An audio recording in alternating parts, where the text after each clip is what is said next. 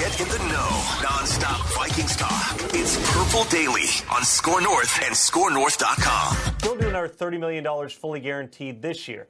I would not anticipate that there's another one-year extension here. Either the Vikings and Kirk Cousins do a long-term extension that locks him up as their franchise quarterback, or potentially they keep their options open and let Cousins play out this existing deal. Remember, he was franchise tagged twice by Washington. So for the Vikings to use a third tag on Cousins after the 2023 season, it would be an astronomical number, over $50 million, probably unlikely. So this is not just about charting the course for 2023. It's about the big picture of the Vikings quarterback position as they figure out what to do contractually. Wow. Reckless speculation on a Monday. Or is it from reckless? Our guy, Tom Pelissero? Well, it's informed. It's informed. I think it's very informed speculation. Yeah. Yeah, this is the time of year now. By the way, welcome back. Declan is back from 75, 80-degree weather. He got out just before the Snownami, and now he is back in the saddle. Although Judd was trying during our roster manipulation, getting rid of Eric Kendricks. Judd speculated that you might be a cap casualty because AJ stepped in like Brian Asamoah. Did a pretty good job, so... I got a vesting option, I think, here in a couple weeks. So we'll have a countdown clock just like those guys and the executive producer. All I know is we'll see what happens. Age stepped in, caught 8 passes for 115 yards, a touchdown. It was garbage time. It was a garbage time. A lot of people were impressed. A lot of people were very impressed. The bosses told me, wow, where did that come from? I'm like, yeah, it's a good scouting department. Other people were like, wow, how did Declan grow such a werewolf beard overnight, 24 hours? What happened? Love it. So this is Purple Daily Vikings.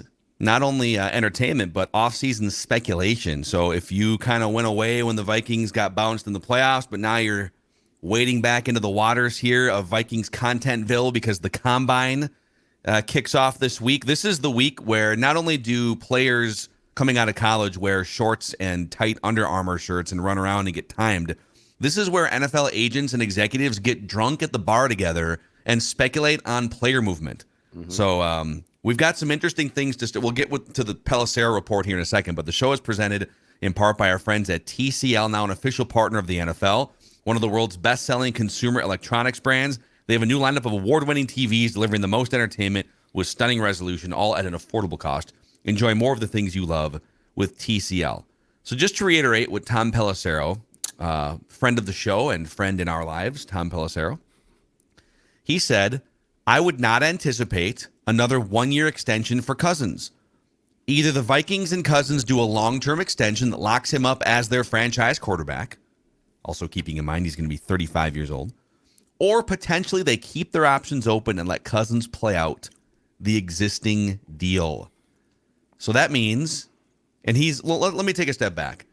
Knowing how this all works, the information superhighway that is the NFL, and knowing how Tom Pelissero, our friend, operates, all right? And I haven't talked to Tom since he reported this. And I don't think you have either. Maybe you have.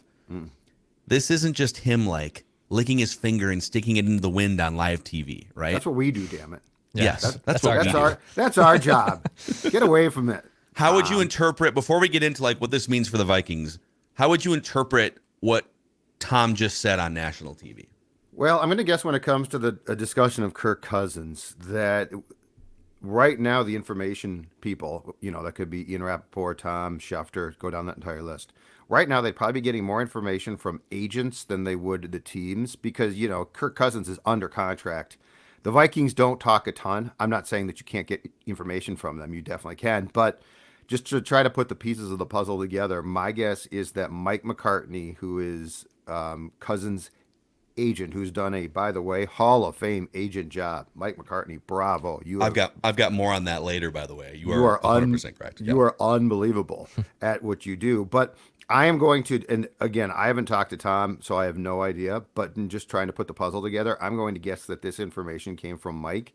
Now, understand, we are still in the pre-combine, which officially starts on Tuesday, stages of things here. And so this could, I would describe this probably as fluid, but I think everything Tom said is probably what the Cousins camp has been told. The only thing is, I'm guessing that when he said that he thinks that Cousins would probably like to do a longer term extension, that comes from McCartney as well. And my guess is that the ask on that extension, which probably would be the last contract of Cousins' career, certainly the last substantial one, that they are asking for more than the Vikings will give. And the Vikings have nothing to lose in their minds by saying, okay, then you're going to play out the last year of a very lucrative contract. So I'm guessing the information source is the Cousins camp, and that everything Tom reported is what they have basically, the feeling they've gotten, or flat out so far what they've been told by the Vikings. I think your instinct is right here, and it makes sense if you're Cousins and the Cousins agency / camp, that this would be a big time turning point, sort of fork in the road for what the rest of your career and the rest, financially, everything, where you're going to live, where you're going to play. This is I know that Tom Brady played for another decade, and there's definitely some examples. Drew Brees played at a high level, but you can't just assume that at age 38 or 39, you're going to be playing at a high level. So this is a great point for him to say, all right, let's leverage the fact that I just had 8 fourth quarter comebacks, put up some pretty damn good statistics again, and we won 13 games. It's the best team performance that any of Kirk Cousins' franchises have ever had, right? The team would be pushing, or I'm sorry, the camp would be pushing the team for, how about 3 or 4 more years? Let's really make this about retiring as a Viking. Let's get him to age 38, 39. The Vikings might say, okay, we'll hear you on that, but we need some more flexibility to be able to move money around. It can't just be this fully guaranteed ironclad contract again. Mm-hmm. So that's kind of where I believe this 100%. Neither side has any incentive to do like a 1-year deal. If you're Cousins and the Vikings say, hey, we'll tack another year onto this thing, wouldn't you rather just bet on yourself in 2023, hit free agency, and maybe have one more shot to sign a 3-year deal with some other franchise? Well, why would either side want to do 1 more year instead of just riding it out or a long-term flexible contract? That's where I'm at with this thing. If he would do 1 more year that the team found palatable, I think that works for the Vikings, because it's kicking the can down the road as far as trying to, one, gives you more time insulated to find your next quarterback, and 2, anything that avoids the start of Justin Jefferson's new contract is palatable to me. But that's where the collision course, I'm guessing, and this is not going to be part of Tom's report, but I'm guessing the collision course is Jefferson's contract kicking in full, and you cannot then have Kirk Cousins and Justin Jefferson basically taking up a huge portion of your entire cap. Mm-hmm. And so I think the Vikings would probably be okay with short term again. But, the Cousins camp has always dealt with and look, make of this what you will, what they feel is the best for Kirk and what gives Kirk the best possible deal. It's why we talked about last week, where I just don't think the Cousins people are ever going to go in and say, you know what, we have made a ton. Now it's time to win, and we are going to take less. In fact, we would love to see the maturation of Justin Jefferson's career with the full understanding that one day Justin will surpass what Kirk is making. I don't think that's how they think. And so I think this is all generated from a place of what can we do to make Kirk as happy as possible financially, which has always sort of been the end game since he got here in 18. But that's where, and for Dex too, I brought this up with Judd like halfway through an episode last week, and I'll bring it to the forefront right now because I did a little digging on this, and my suspicion was correct. So my main thought here is Kirk Cousins, if he cares about winning a Super Bowl, he will approach the Vikings or through his agent or whatever and say, right, hey, I'm not going to play hardball anymore. I'm not going to strong arm. 5 years ago, that was my first big life-changing contract. That was the net worth contract. That was the prove myself to the NFL and set a precedent contract. This is what I want him to say to the Vikings. I have made the 11th most money of any player in NFL history. Only 10 players in NFL history have made more money playing football than Kirk Cousins. And he's going to make it, it's like $201 million, I want to say. Yes. $201 million playing football in his career. He's due another $30 million in cash for 2023. By the way, the 10 guys above him on this list have combined for 17 Super Bowl rings. Kirk has made twice as much money in the NFL as Tiger Woods has on the PGA Tour. That's nuts. Now Tiger has made like another Endorsements. $1 billion through endorsements and just licensing deals and things. But in terms of on the field, on the golf course, Kirk has made almost twice as much money as Tiger Woods has. If I'm him in this situation, I'm 35 years old. It's a different game for me and my family than it was 5 years ago. There are a bunch of holes on this roster. I have never been to an NFC championship game, let alone a Super Bowl, let alone winning a Super Bowl. This is football legacy time for him at this point. And no one's asking him to play for $1 or play for, but instead of $30 or $40 million in cash or whatever his market value would be on this next contract, probably even higher because the cap goes up, right? How about 20, 25? And it's going to piss off the Players Association. But this is another crazy thing. Tom Brady, the data goes back to 2011 on Spotrac. Tom Brady was never a top 3 cap hit in the NFL, was never the highest paid player, and was never a top 3 cap hit. Kirk Cousins has been a top 3 cap hit in 3 of the last 4 seasons. Is it his fault that the defense is garbage? Is it his fault that they've whiffed on a bunch of draft picks? No. No. No one's blaming him for everything.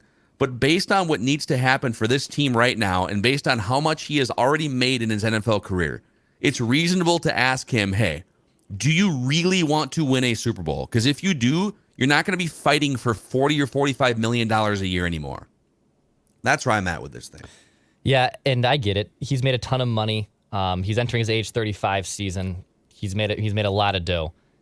I get where the Vikings are coming from, where they say, well, we can't keep doing the 1 year problem because we're just going to keep creating the same problem every year, every other year, where you're basically lowering the cap hit, but still putting that dead money on. And remember, he's got $12 million just in void money in 2024. So they're basically paying for him not to play for them starting a year from now. And I'm not sure the parameters, if you work out a new deal, like what happens to that void? Does that void just go away? Does that void get onto the contract? You have to absorb it in. Sure. You have to absorb it in. So it exists, and you have to figure out what to do with it. So basically, at the very worst, they will pay him $12.5 million basically to not play for them in 2024 if they do indeed move on, which is fine, I guess, because that's how they were able to lower it so it wouldn't be completely astronomical and they got out of them. But from Kirk's side of things, I think what is the conundrum that is happening here is, so he's always been known for the statistics, right? He's always put up great statistics. But last year, his statistics, if you want to just look at the 30,000-foot box score, his statistic drops, right? I mean, his passer rating was lower. He threw more interceptions, right? His quarterback rating was lower. But the perception, right? Perception changed a little bit. 8th, 4th quarter comebacks, 8th game-winning drive. So then it's like, all right, if we want to orchestrate of, hey, I've done all this, right? I've had 100-plus passer rating in 3 straight seasons, but hey, your numbers dropped. Hey, you're now 35. Things are now changing a little bit. We don't want to commit to you long term because you're older now.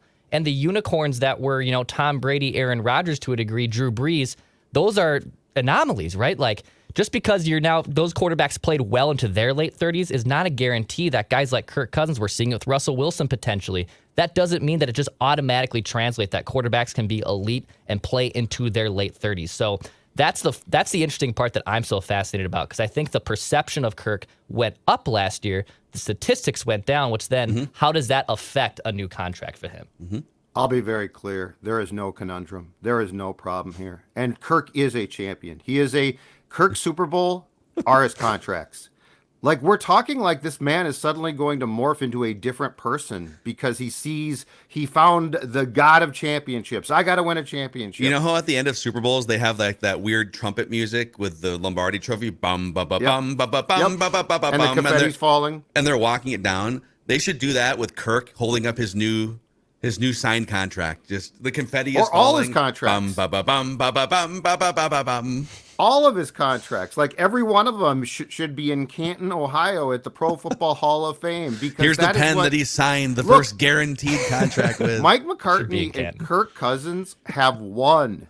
They have won the game of money, and that's what they care about. Like, if they didn't, I think the smart perception of Kirk would be much different, because if they had said, if Kirk Cousins in 2018.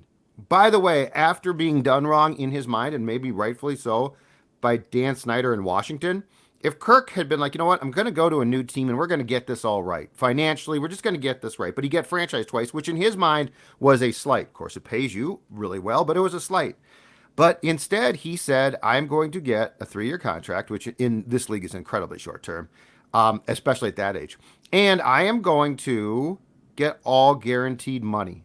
Kirk became a hero of the Players Association and the league. And that's great. He should be applauded for that first contract. It's great. Absolutely. But what I'm saying is that contract was what Kirk will want until the day that every team tells him you can't play.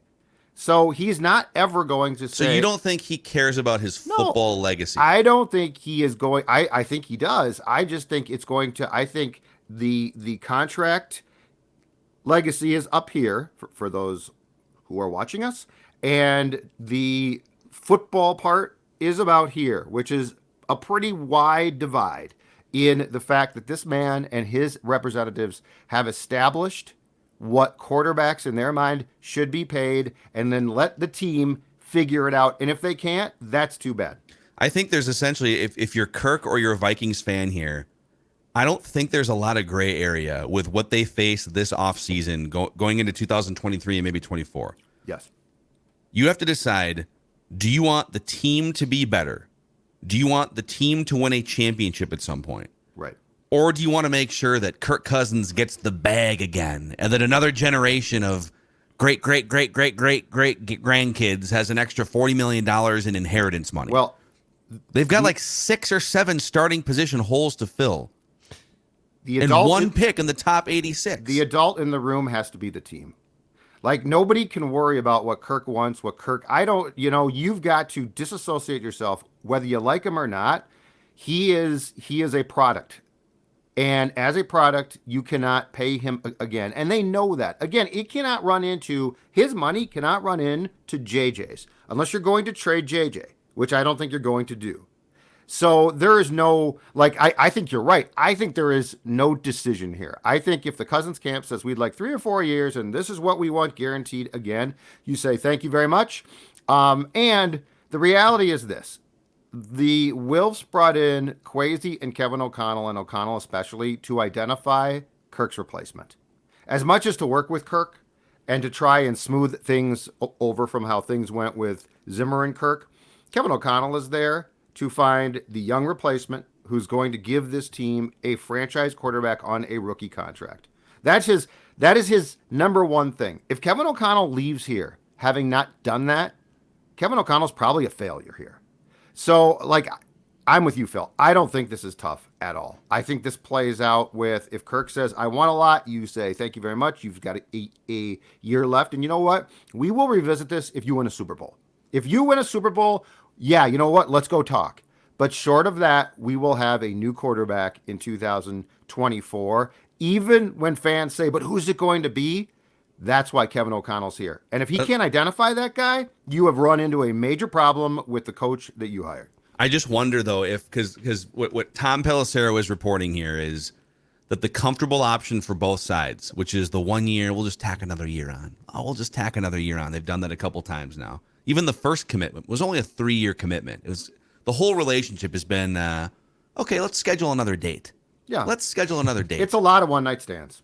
Let's rent our next place. Let's not buy our next place. It's all kind of, they're both sides are kind of feeling each other out for 5 years.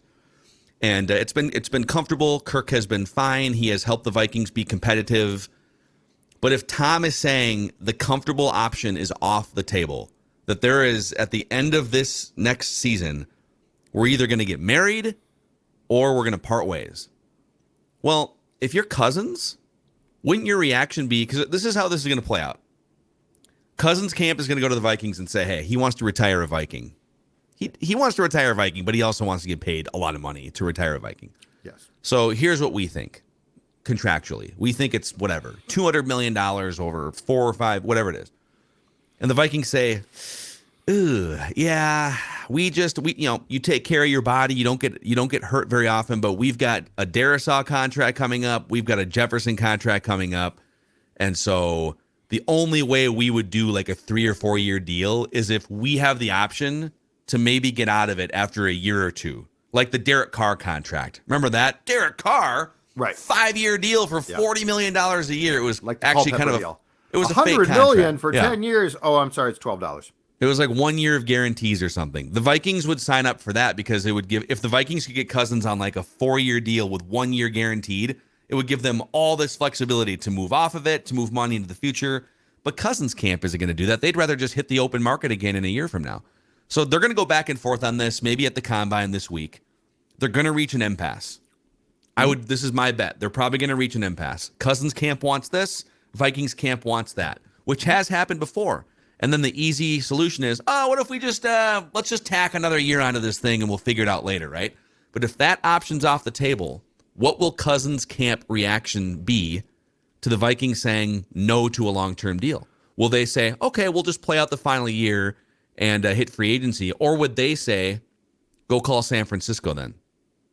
He doesn't want to play. He doesn't want to be a lame duck, especially if you're gonna draft someone now in April, and he's gonna have to like teach that guy how to be a professional quarterback. I could see this thing kind of going off the rails at some point in the next 2 or 3 weeks. I really could. That could potentially be great fun. I'm going to guess with the Cousins. I'm going to guess the reality is unless the Vikings suggest a trade potentially, because, and again, Kirk's got full control. It's a full no trade clause in his contract.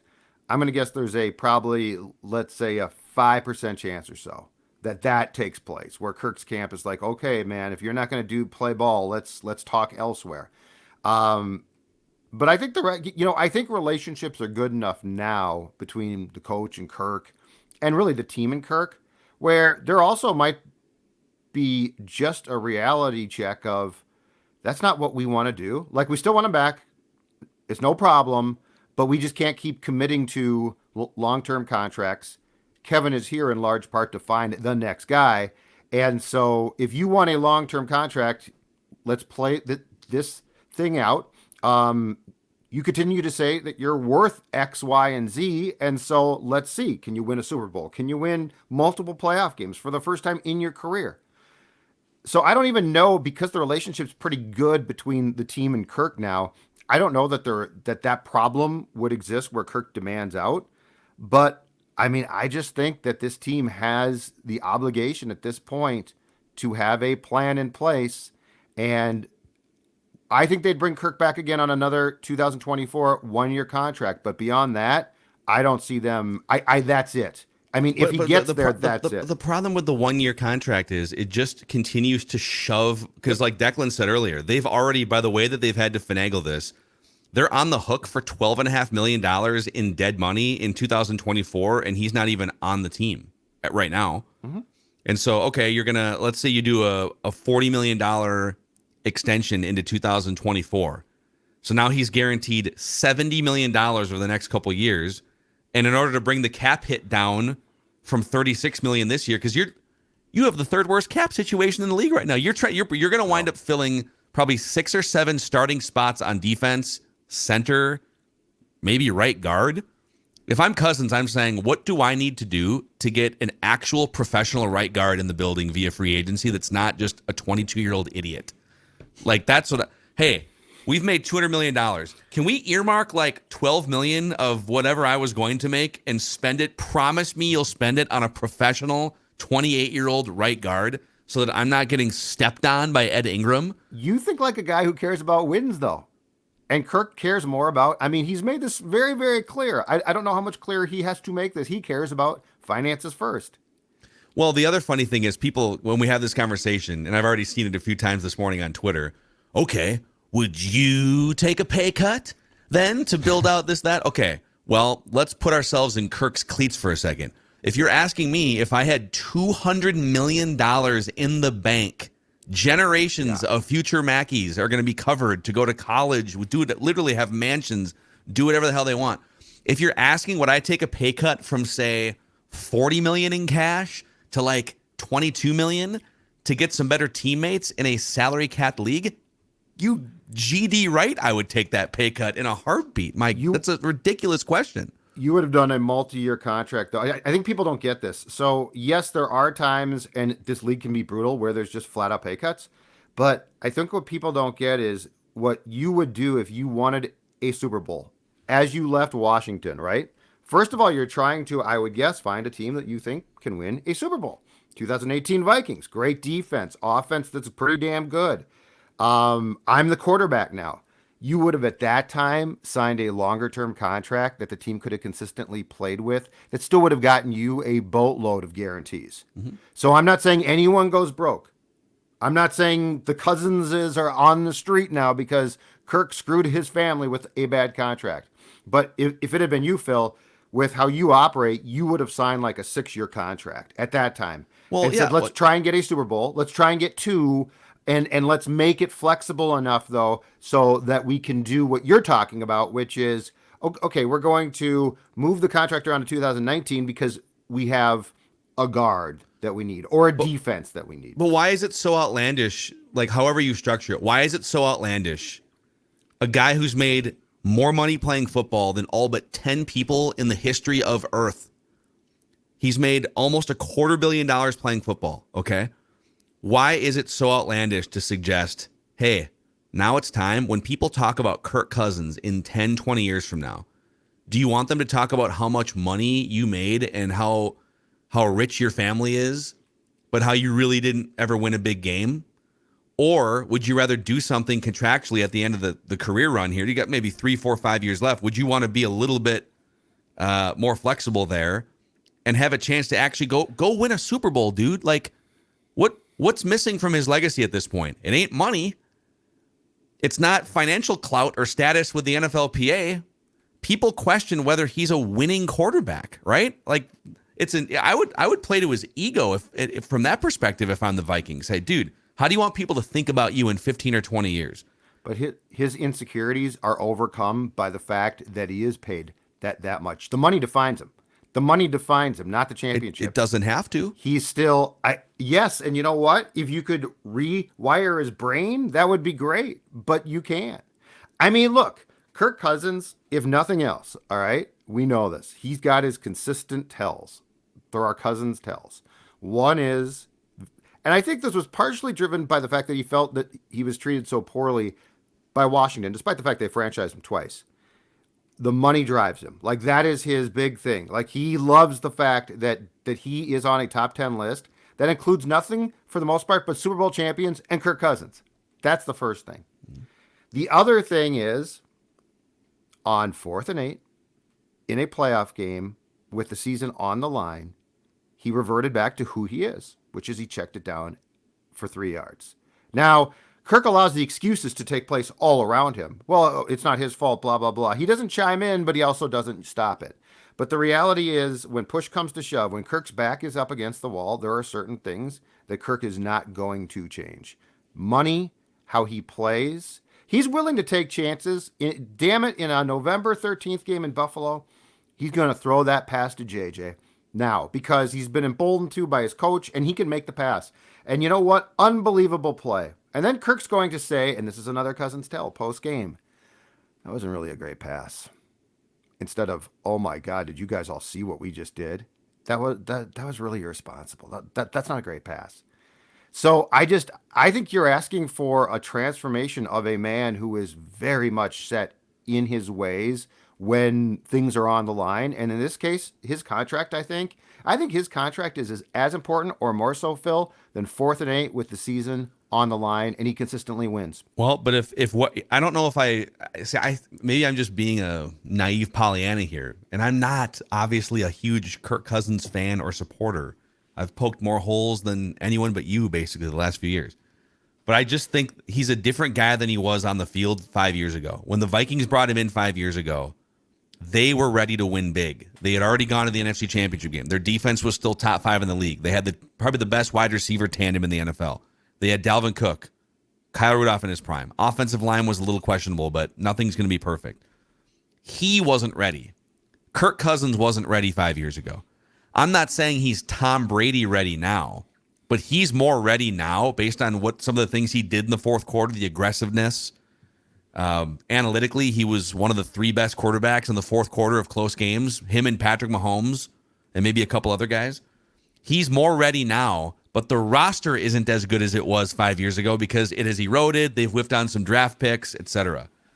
And so I still think there's a world. It sounds like you disagree with me. I think there's a world where if and only if he decided, I want to play for championships, I want to make some money, I'm not going to play for free, but I'll do whatever you need me to do. If you need me to make 18 to 20 to $22 million instead of 40 million, I'm in.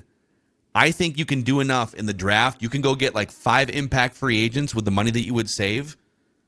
I think there's a chance they can make a good run with him. You're saying based on what you're saying, that he short circuits in those moments. Yeah. That ultimately he almost has a fear of success on a high level is kind of what you're saying, that there is no contract you would want to do with him. That's what you're saying. No, what I'm saying is in Kirk's world, there are certain tells. I'm getting choked up here. I'm getting very emotional. It is an emotional conversation. And the reality is, one of the things is when the pressure is on, Kirk does certain things that aren't going to change. I know, but what contract would you do? Any contract with him? I would do if I could. If I was the Vikings internally and I said, you know what, I don't know exactly what direction we're going here. Could we get another year at a decent price? Which they might. And I mean, clearly they're saying no right now. Clearly they're saying no. We want 3 or 4 years. So what I'm saying is that, one, I don't think Cousins is going to accept anything that would, to what you're trying to explain, lead to, okay, I'm going to be selfless here. And second of all, if I'm the Vikings, I agree with the report from Tom. I'm sure as hell not going to do 3 or 4 years. Mm-hmm. And I'll be clear about my stance.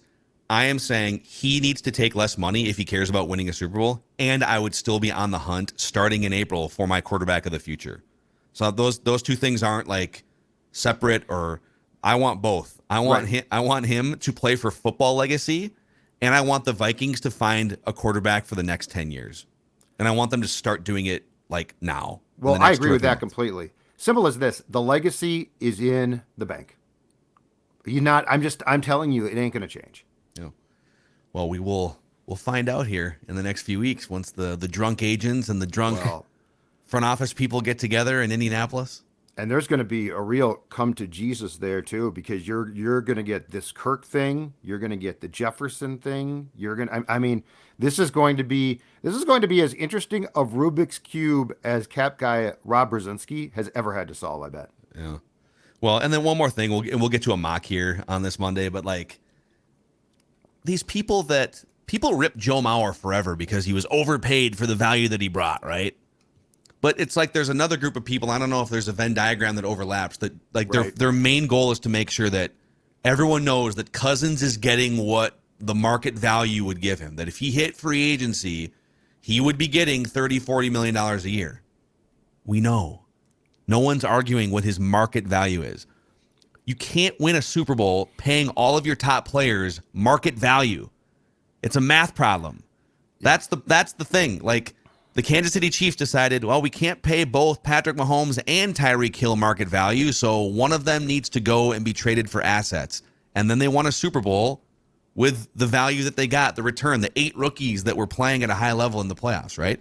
You can't, if 7 players at the top of your roster, you're going to pay all of them, you're going to fight for all of them to make market value. That is a sure ticket to a thin roster that gets bounced in the first round of the playoffs. To be very, very clear, what I'm saying is, even if he was the most selfless humanitarian, give me 20 million and I'm going to donate it to hospitals. All right. Kirk Cousins is not going to win a Super Bowl. And here's why I say that. In a year in which he had 8 fourth quarter comebacks, in a year in which he was tricked up by a coach who I think behind the scenes probably did more work than we'll ever know, in a year in which his teammates clearly embraced him and loosened him up as much as possible. All of that. And 13 wins. You got to the playoffs. You lost in the first round. And in the moment of truth to, okay, this is the new Kirk, old Kirk showed up and said, I'm taking over right now. Right, but you know what the default defense to that is? No pun intended. They had one of the 2 or 3 worst defenses in the NFL. Why'd the defense let Daniel Jones and right, but that's where I need my quarterback. Giants offense, Right, but I need my quarterback in a situation like that to, at the least, throw the ball 9 yards. And he still couldn't do it. He will never win a Super Bowl. I've seen enough. And I've seen it over and over. And look, O'Connell got him, you know what? O'Connell got him on stage at the school play, and he finally got it right, and that was great. And then he said, all right, kid, we're going to Broadway. And he just gagged. Literally, think about this, you guys. He didn't, on 4th and 8, and I don't care if anyone doesn't like this, it was the moment of truth. You're still in the game, 4th and 8. Ball. Let's say he throws to Jefferson, okay? Triple coverage, and it gets broken up or gets picked off. Mm-hmm. You'd be like, okay, that really sucked. A little Kirky there, but you know what? He took a shot. He took a shot.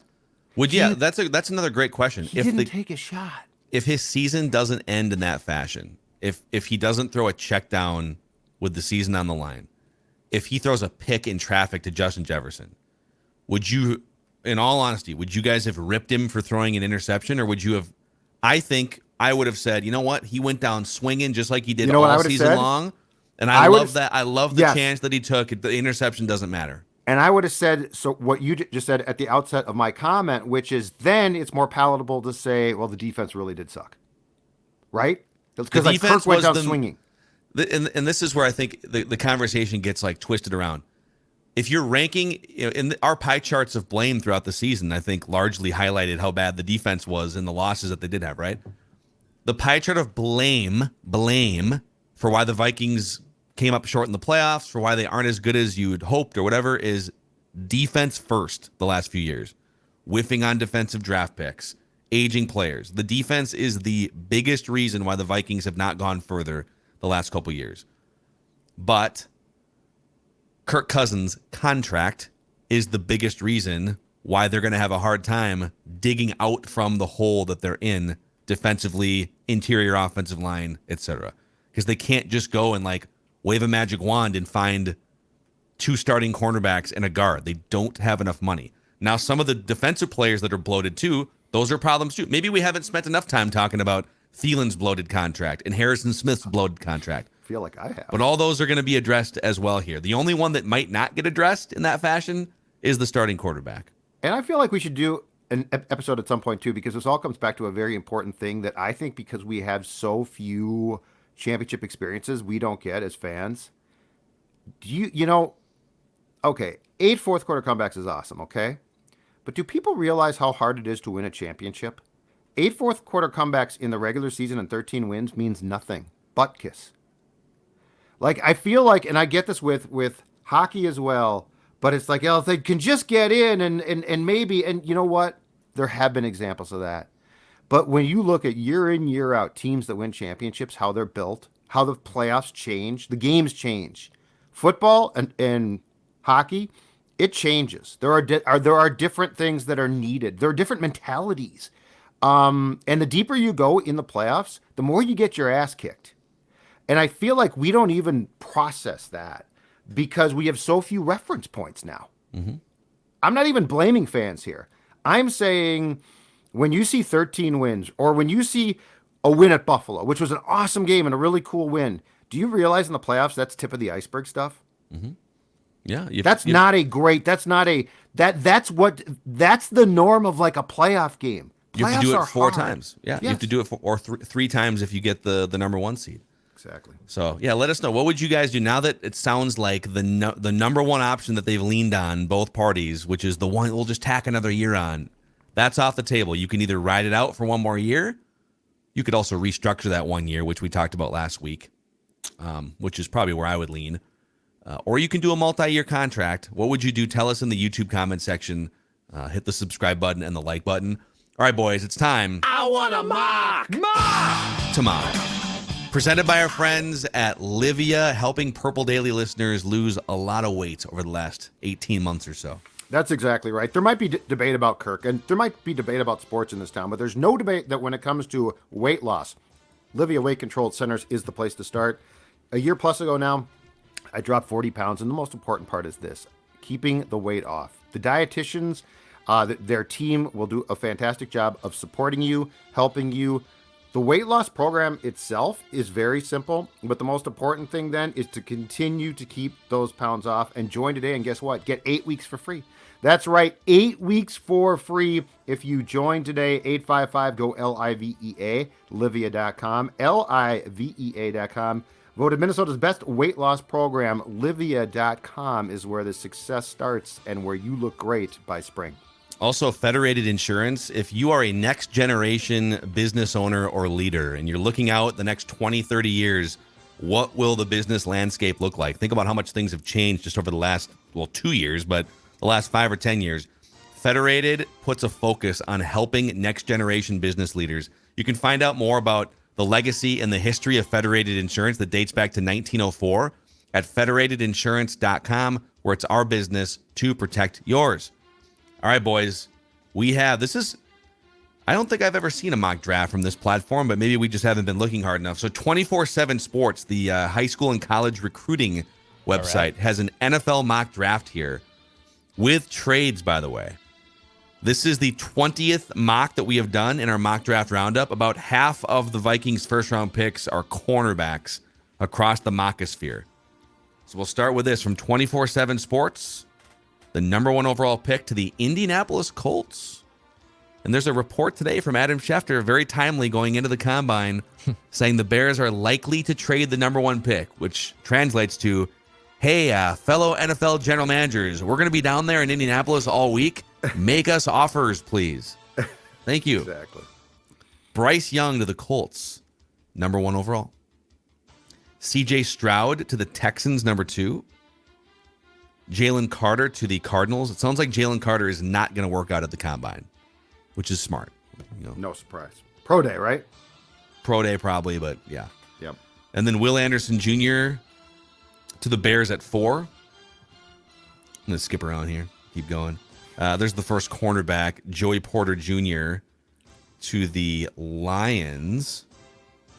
Anthony Richardson, the third quarterback off the board, to the Raiders at 7. And then Will Levis. 6 still? The Lions trade up here, it looks like. Okay. I don't know. No, the Lions, yeah. No, they're sitting at 6, right? They drafted Joey Porter Jr. Okay. And then Anthony Richardson, 7. Will Levis. Okay, yeah. It's a mock trade here with the Buccaneers trading up to 8 with the Falcons, an interdivision trade. So Will Levis to the Buccaneers. Interesting. All right, let's scroll here. There's another cornerback. First receivers off the board are Quentin Johnston to the Texans at 12 and Jordan Addison to the Packers at 15. Ooh. Interesting. Ooh, that is. All right, let's get to the Vikings here. There's not even a write-up. They did a bunch of write-ups, but for some of these they didn't. They didn't give you a write-up here, but 24/7 Sports has the Vikings selecting out of Georgia, cornerback Kelly Ringo. I want a mock. Okay. Not the first time. It's the third time we've seen Kelly Ringo mocked to the Vikings here. The other two were CBS Sports and Lance Zierlein from NFL.com. So basically, 24/7 had a paper due. It was Sunday night. They hadn't started it. So they're just trying to get by with, we'll do some write-ups, but we're not going to do them all because I got to get this paper in tomorrow morning. Pretty much. Yeah. Okay. All right. So he was, you can click on their little like high school recruiting profiles here on this website. So he was the number 1 cornerback in the country out of high school and the number 4 overall recruit of any position coming out of high school, and then had a big career at Georgia too. So, 6'2", big, long cornerback who can get up, put his hands on someone at the line of scrimmage. It's kind of what the Vikings are lacking at that Playing position. with Scene, his college teammate back there. In the defensive some chemistry. backfield. Makes some sense. Yeah. So there you go. There's your mock. I want a mock. All right, Declan. Any hot takes from you now that you've come back from your vacation? Anything you want to unleash, or are you good? I'm guessing you guys talked about it, but I am absolutely juiced for the NFL quarterback Netflix documentary series featuring Kirk. That's coming out here this summer. Yep. I feel like, and I finished Full Swing, by the way, on the flight down to North Carolina. I finished the last 2 episodes, so I watched all season 1 basically in the last few weeks. And I feel like this is just me speculating and guessing. But I feel like the Kirk Cousins portion, to me, is going to remind me a lot of the Ian Poulter part of the Full Swing, where Poulter is he's a little out there and flamboyant. He's definitely more like isn't afraid to say things and is a goofy guy. He's very But he edgy, joined Liv. because of money, right? Because he like wanted his future kids. He said that in the doc. Like, that's why I'm doing this. I'm up there in age. I only have a few years left. And really the only conflicting thing for him was that he's probably going to miss out in the Ryder Cup, which is the thing he's honestly kind of known the most for and the thing he performs the best at, no matter where he's fluctuating on tour rankings wins-wise. I'm curious just how Kirk is perceived in this upcoming documentary. And I know it's filmed through the course of 2022, but I'm just so curious how he's perceived. Because, like, you saw guys like Joel Dahman, who is now all of a sudden, like, the golf's darling. Like, I'm sure there's numerous people who never heard of him before watching this doc, and now they're, like, all Joel Dahman fans. So I'm just curious how he's perceived when this thing comes out. Well, it's going to be weird, too, because this is going to come out in the summertime, it sounds like. So what? I don't think they've got a release date, but, like, May or June, July, maybe it's... I wonder if it'll fill the gap between, like, that 6-week gap or something before training camp starts. I could see that. Because they're looking for content, right? The draft is over, and then OTAs, mini camps, schedule release. They're kind of looking for like a June, July content hit. MLB All-Star break. Like, there's some territory there. So whatever's going to happen with Kirk is probably going to have happened by then. I'd love to see it now, wouldn't you guys? Oh, yeah. They got all the footage. Just let's... Oh, yeah, if you release it now. Let's get some more information here. What are we In what are fact, we I'd working like with? to see the talks between the Cousins camp and the Vikings. Yeah, which probably didn't happen in the offseason, right? Are they still following these guys throughout, like, contract season, or do you think was it done at the end of the season? I bet it's done. It will. Yeah, it will premiere here according to the press release in the summer. So you're probably right, Phil. Interesting. Probably be July. Yep. All right, so there you have another cornerback to the Vikings in the mock draft roundup. So Thor, we're trying to figure out, so he's going to just be immersed in a company trip and combine stuff all week. So no Thor tomorrow, but we will get Thor on at some point, hopefully this week, even if we have to alter our schedules. Combine starts tomorrow, though. And this is Thor's holy You know what grail, this man. means, boys? I don't know. The off season is over. Oh. Yeah, it was a well, there's two Hope off you seasons. enjoyed it. There's like the 2 weeks between the Super Bowl and the combine, and then there's like the 4 weeks Oh, before God, I hate training that. camp. I hate July now because of that. Otherwise, there is no NFL offseason. We'll see you guys tomorrow on Purple Daily and also over on our other daily show, Mackie and Judd. See ya.